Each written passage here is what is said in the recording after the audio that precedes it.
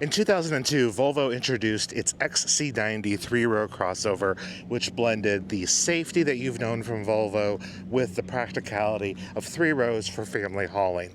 Now here in 2024, 22 years later, we are being introduced to the all-electric version of that.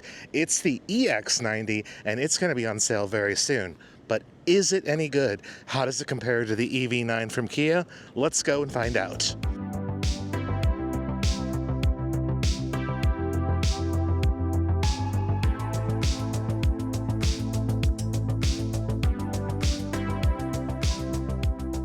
We're starting behind the wheel of the EX90 because that's where you're going to spend most of your time. And this interior is delightful. It is minimalist in the best way that Scandinavian interiors are minimalist. And Volvo was doing minimalism before minimalism was cool. And the advantage to that is, one, they know what they're doing. Two, they know where to give you physical buttons and where not. Now, in these EX models, in these all-electric models, they do take out a few more buttons than I wish they did, but they're still logically laid out. And the soft buttons they are using on like the infotainment screen do change depending on whether you're in drive, whether you're sitting in park. Like it tries to anticipate what buttons you're going to need access to and put them in front of you immediately. Now, there's still an instrument cluster, thank goodness. And this instrument cluster is customizable now for maybe one of the first times since modern Volvos that I've driven. Like you can see just more than a map or nothing.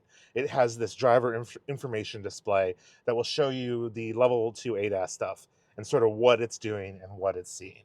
And that addition gives it parity with like the display that you would get on the Tesla Model 3 or Model Y or any of the Teslas, to be honest, or some of the Mercedes products. So it brings that parity to it. There's on board, there's a 111 kilowatt hour battery pack with 107 kilowatts usable.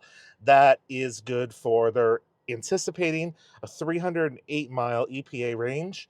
Going to depend on wheels and tires, of course, always does. But that's very solid and that's very competitive to what is out there right now. If you look at three-row crossovers that are EVs, there's the EV9, there's sort of the Tesla Model Y. I don't know how many people are checking that box because it's a really unusable third row. There's the Model X, which comes with its own issues. There's the Rivian R1S and the Mercedes EQS, I suppose. And that's really about it. So there isn't this massive market yet for three-row EVs. But there are tons of customers out there who demand three-row vehicles. And this is definitely one of them. And what it does is I think it really encapsulates everything that Volvo does well in car design and in car engineering and in software and everything, and really puts it together in one very combined package. It'll do 60 miles an hour in less than 5 seconds in this performance-y version that we're in.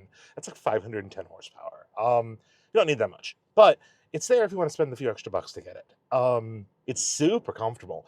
This has the Ultra Pack on it, which does come with dual-chambered air suspension, so you can sort of adjust, is it stiff, is it not stiff? But the main thing is, though, it rides great. And this is a heavy car. It's a three-row electric car. It is heavy, and Volvo does a very good job at hiding the weight. Yeah, it's still there if you really push it, but it doesn't feel as heavy and as cumbersome as I think it could if it weren't engineered as well. The seats are super comfortable, something I like over the EV9 seats. The seats in the EV9 aren't the most comfortable on longer trips. These are fantastic. And right now they're not ventilated, and I think this car is a lot of money to not have ventilated seats, but we're told it's on the build and price configurator now, and people that do order cars for delivery will be able to order it with ventilated seats if they want it. So we're told it's there. It drives well, it's quiet, it's comfortable.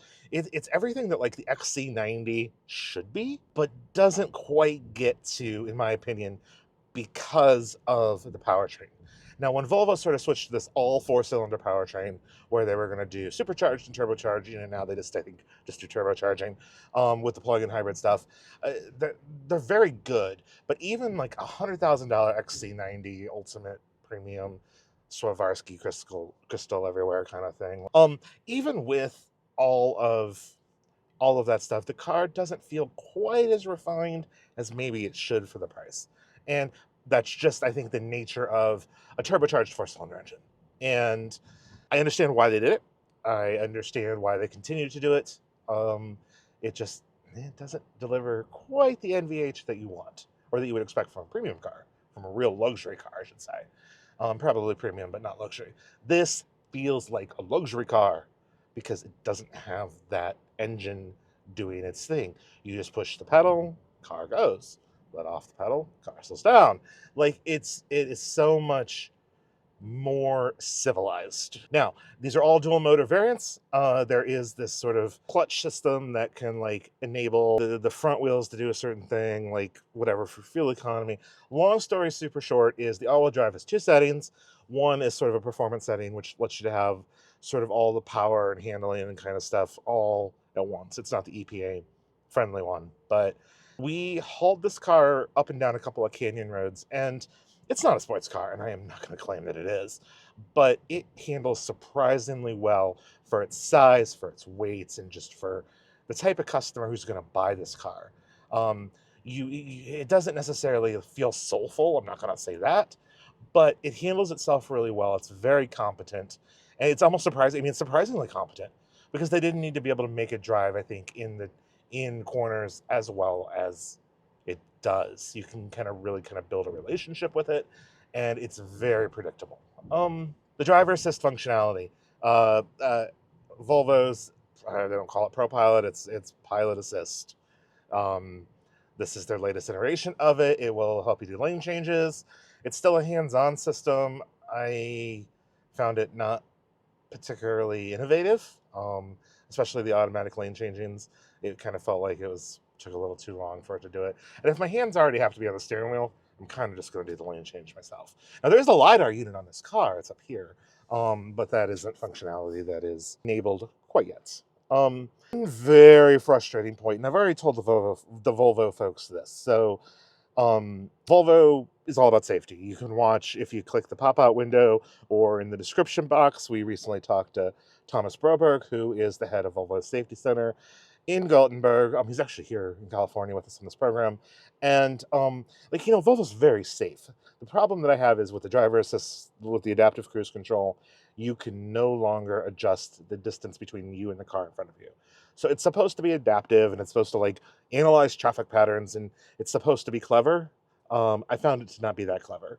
It just keeps a lot more distance from the car in front of me than I would like, to where I just wasn't using the system at all, which isn't good because the safety systems are there to help keep you safe. Now, it could be something they add in a software update in the future. I hope they do.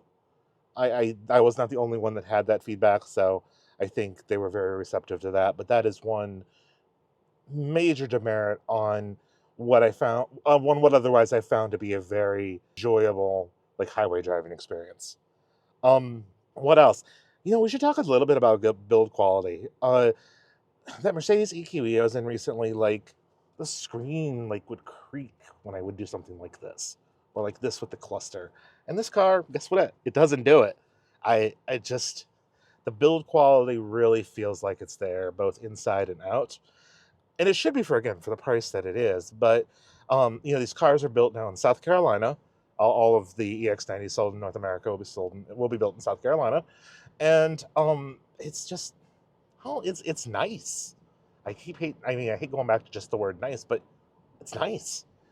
A couple other quibbles, I suppose. There's no rear down window buttons in this car. You have to press the rear button and then hit the down, a la Volkswagen ID4.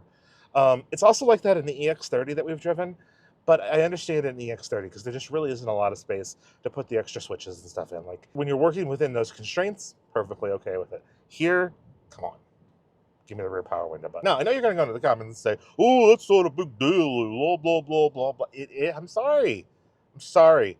I think that it's a lot easier to just hit the rear button, and they should just have it. So otherwise, complaints are very few. Like I said, the driver assist, the adaptive cruise control distance needs to be a little bit better. I think that the pricing is actually pretty competitive. I mean, I know you're going to look at like this car as we're driving it as equipped as a tad over 90 with delivery, and you're probably you're probably like, oh, that's way too much money. But here's the thing. A Kia EV9, which I believe is the closest competitor sort of to this. This is a step up in premium, but I think that that's like the natural comparison. The EV9 starts at 56-ish, and that's for a rear drive unit base model. Their mid-spec stuff, their all-wheel drive mid-specs are sort of in the 60s, and they're nice. But I think that if you're going to go to like an all-wheel drive GT line, which is nearly $77,000, the fact that the EX90 starts at 80 isn't that much of a stretch. And that is where I think Kia owns, with the three rows, I think Kia owns the middle of the segment and sort of the entry. I think if you're going to look at a mid-spec or higher EV9, you should also look at this Volvo. The infotainment system is better. It's more responsive. It supports more functionality. Driver assist systems between the two are a bit of a wash. I like some in one situation and others in a different situation. But the seat comfort in here is better. This car is more comfortable on long trips. The ride quality is better on here, and the performance and handling is better. Not significantly in the terms of performance and handling, but it is a little bit nicer, especially with that air suspension for the ride quality. Residual values, who knows, right? I am not JD Power and Associates, but I think that I think that yes, we're driving the most expensive version of this car, but even at 90, it doesn't feel. It's about 10 to 11 grand more than a GT line EV9, and it feels worth it. It feels like that is a worthwhile upgrade. Oh, there's an EV9 right now, as I'm sitting here talking about it. Please come over here so I can compare. And I think that's where it's going to kind of fall out. The Rivian R1S, like you have to want the Rivian. Like if you're kind of an outdoor person, you're going to want the Rivian. You're not going to want this, and you're not going to want the Kia because neither one of these aren't designed to go off the beaten path at all. And like if you want the Tesla, you're going to want the Tesla. Now I don't particularly find the third row in the Model X all that useful, but this third row is pretty tiny in here too. I liken it back to the original XC90. I thought the third row in that car back in 2002 was really kind of cramped, but it's sort of, oh, there's an R1S right up here too. I'm in a very ritzy part of Southern California. I'm in Orange County, and we're staying at Pelican Hill, and let's just say there's a lot of money around here. But I think you're not going to really kind of cross shop those. So the big cross shops right now is, I think, the Kia. And does Kia I think punches way above its class. And I do think EV9 drives and feels much more premium than really a Kia than what I expect from a Kia. But if you want a little bit more, or if you find yourself gravitating towards like that, again, that GT line in the Kia land, go look at this. It charges nearly as quickly. There's no drawbacks. Like there just aren't. And I think one, that's a statement for Kia. I think that the fact that Kia can play with the best of Volvo and competes, like legit compete, I think is fantastic for them. But I also think it's fantastic for Volvo for me to sit here and say that this car is, for all points and purposes, as good as an EGMP car, because the Koreans are crushing it with EGMP, and this is very good. And I really do think that, like, if Volvo came out today and said, look, we aren't building gas cars anymore, they're not. But let's say they did. Let's say they're like, look, we're done. This was the future, and if this was the future of Volvo, this would be a winner. So, good job, Volvo. I'm proud of you. Let's start our walk-around tour of the XC90 here up front, where we have a closed-off, or mostly closed-off front grille. There is, of course, some ventilation that is used for cooling that 111 kilowatt-hour battery pack. But what makes a Volvo these days is, of course, the Thor's Hammer headlights, which these LED headlights are unique to the EX90. You'll see them on the EX30, but they don't do quite as much stuff. This is the new modern Thor's Hammer design. These 22-inch aero wheels are actually on Eurospec tires right now, but you'll be able to get those wheels in different sizes from 20 up to 22. You'll also notice that this car does have a LiDAR sensor on the front. Now, we're unclear if it's completely activated or not at this point. A lot of the extra driver assistance functions that this would enable aren't. Moving around the side, the one other thing that that Volvo has taken sort of from its partnership with Polestar is that these mirrors are frameless. So the entire mirror pod moves when you adjust the mirrors. The door handles sit flush with the car when it's locked and pop out when it's unlocked. And then back here on the driver's side is the charging door. It currently comes with a CCS plug. There will be adapters available. Volvo is saying still this year for the NACS or J3400 plug option. It'll probably require a software update. As for cars that will ship with a native NACS plug, we aren't quite sure yet. Moving around back, I do have the rear hatch open just so you can see how much space there is or isn't with the third row in place.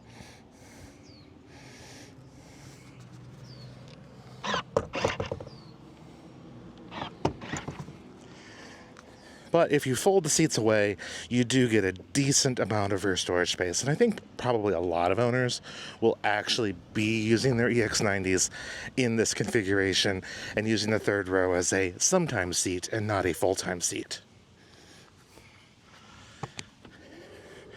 When we close the rear hatch, we'll get to see a rear taillight design that you kind of first seen on the C40. It's carried over here with a little bit more kind of pizzazz and finesse. But I think this car, especially from the rear, and like a rear three-quarter view like what we're looking at here, is very reminiscent of the new Range Rover. And I think that's a good thing. In profile, which I'll kind of show you now, does look like an XC90. A lot of these Volvo cars have that sort of that C-pillar back kind of flared up window design. That's very common. These aero wheels look pretty good. It's hard to tell that they're mostly covered because they've got some parts that are bright and shiny and some parts that are gloss black. Moving into the second row, open it up here. You will see a decent amount of second row space. And we're looking at sort of a charcoalish gray cloth interior in this configuration. You can drop the third row by hitting a button here. And then if you need to access that third row, the seat moves forward like that. Now, there isn't a ton of rear seat space. They're saying somewhere around 5'6" and under should be able to fit okay in that third row. But if you're any taller than that, you're probably not going to. So I would say this is definitely a kids-only option or an emergency adult. It's really not that much smaller than the EV9's third row. And both third rows are pretty small. So in both cases, they're once-in-a-while seats. And the first-gen XC90, if nobody remembers, also didn't have a ton of room in that third row. But it's nice to have it there. It's nice to be able to fold it out of the way when you don't need it. But all that combination is there. Also, unique to Volvo and still carrying over here is, we won't be able to demonstrate it for you right now, but they do have the child's booster seat in the middle, built in, which is super clever and nice. And we'll also just look while we're here at the nice big sunroof. Moving up front, so the cloth seats carry over, of course, up to the front. There's these super comfy headrests. The seats are super comfortable. Honestly, they are for long trips. I wish they were ventilated. That is going to be an option as you're seeing this, but are not available in the press car that we have. And I'll move to the other side to get a better look, but this does have an instrument cluster as well as a full center display. This new instrument cluster is really nice. It's available here on the EX90 as standard, and it's not something you can get on the EX30. Everything's kind of done through the central screen there. This center screen, though, shows you 3 different options now. I have it set up for maps display, but you can also have it show the driver assistance functionality, which we're in a parking lot, so it's not going to show you a whole bunch of stuff. And then there's sort of a default home screen, which just puts the miles per hour in the middle.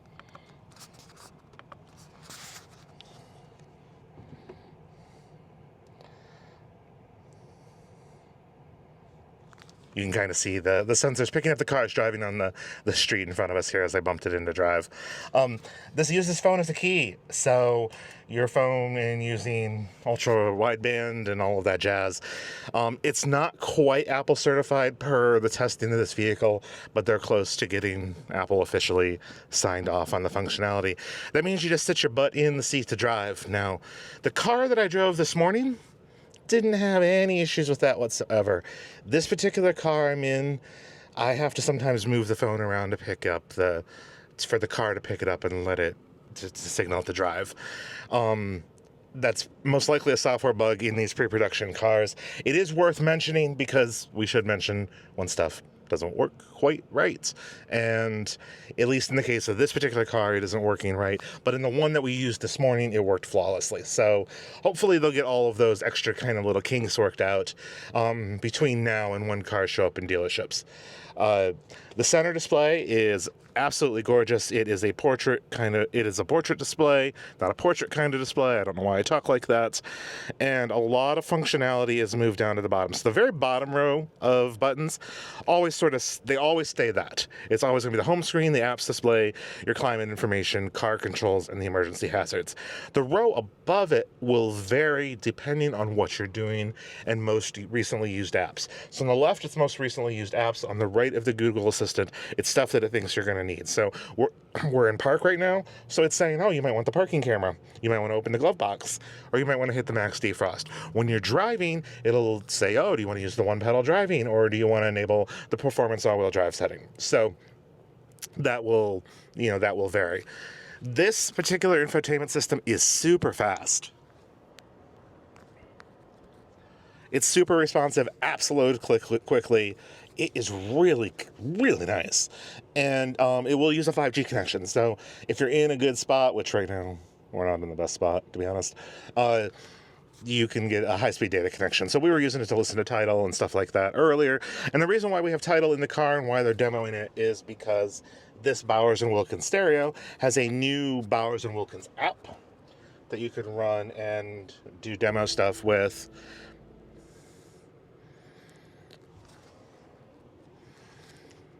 And this will definitely not come through on this voice recorder because why would it?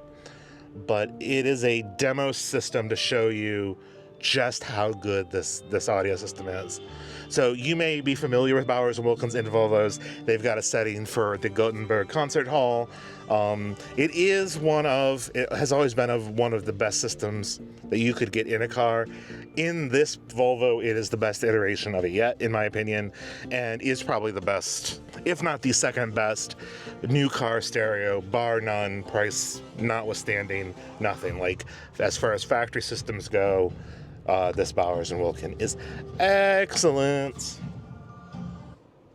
And I don't know really what else to show you. They moved the gear selector to a stock like the Mercedes, and the controls here are touch sensitive, gloss black, so they get some fingerprints, but they're fairly easy to use, and for all of the commands, they're not touch sensitive. You actually have to press and get a solid click from the button. And as you see, there's no option for selecting cruise control distance. As I said in the driving segment of this video, Volvo doesn't currently allow that as an option.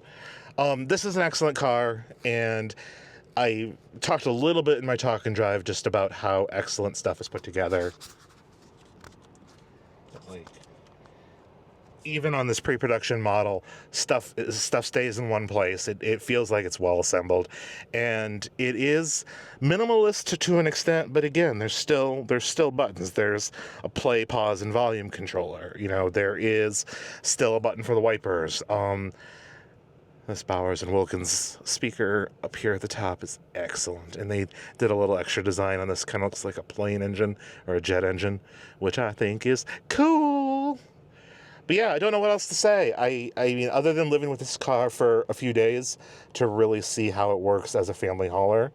It seems to have it seems to do everything that the Volvo XC90 does, but kicks it up a little bit of a notch, and then makes it all electric. And I think the car is all the better for it.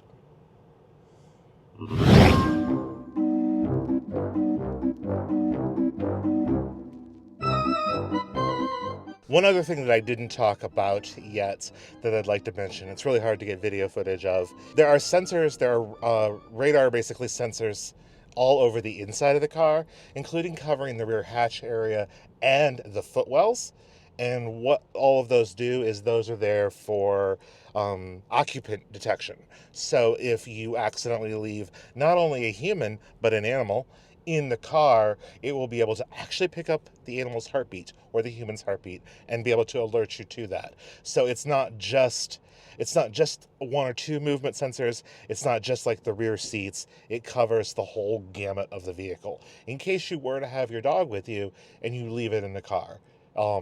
Kids maybe don't climb underneath the seats because maybe they can't fit, but dogs definitely can, or cats definitely can, or your pet rabbit. And it's cool that Volvo is still really kind of pushing as much innovation as they can in that space. There are other automakers that will do heartbeat detection and stuff like that. Like, it's not new technology, nor has Volvo pioneered it, but they say they're one of the first, if not the first automaker to also cover the footwells and the rear cargo area. So something you want to definitely keep in mind. And the one really interesting thing too is if the car picks up something in the vehicle, it will turn the heater or air conditioner on to make sure that either human or creature doesn't die, which is great. Now, I don't know if it's exactly like a dog mode like you'd find in a Tesla, but it is there to provide sort of that emergency protection in case you forget. People are like, well, I would never forget my car, or people are like, I'd never forget my dog or my kid in my car, but it happens every year. So it's nice to see more innovation in that department.